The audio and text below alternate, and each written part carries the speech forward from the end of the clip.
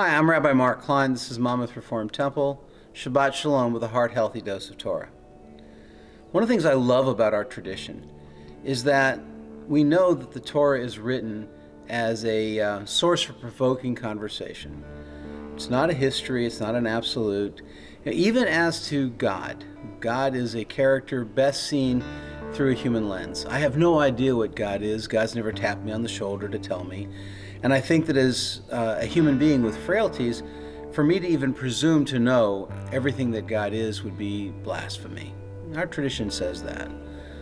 So this week in the Torah portion, God says to Moses, there's a bunch of rules. And the word bechukotai in Hebrew means, and God gave my laws, my rules.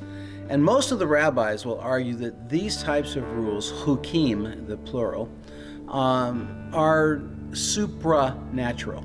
They're the natural order of things. And so in that supernatural order of things, we know that there are causes and effects. If I stick my hand on a hot stove, it's going to burn.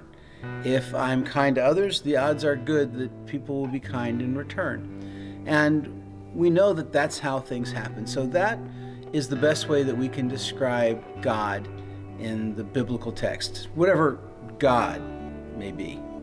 So one of the commentaries on this line, on this week's Torah portion, launches from a place where God says, in the places where there's the blessings and the curses and the rewards and the punishments, but even if you get scattered, I'm still going to be there with you. I'm going to travel with you even there. And so one of the commentaries says that God will sometimes just, I regret having done that. And it's a shame that parents can't be at their children's table and children can't be at the parents' table.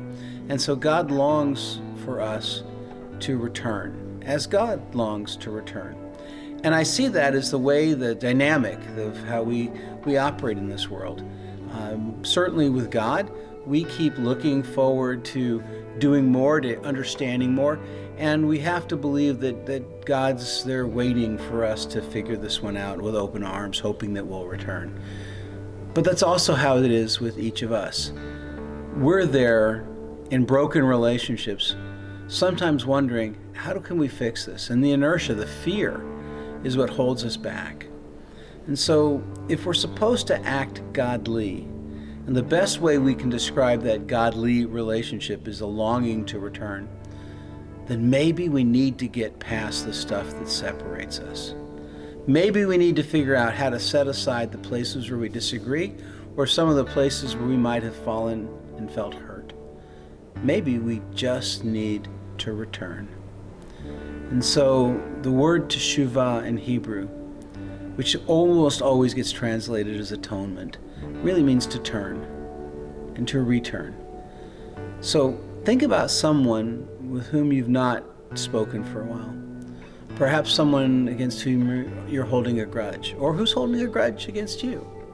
Reach out. Let's see where we can fill in the gaps and the chasms between us and heal the breaches. And that way the world will be more whole. So join us tonight, 7 o'clock, monmouthreformedtemple.org, and I wish everyone a Shabbat Shalom.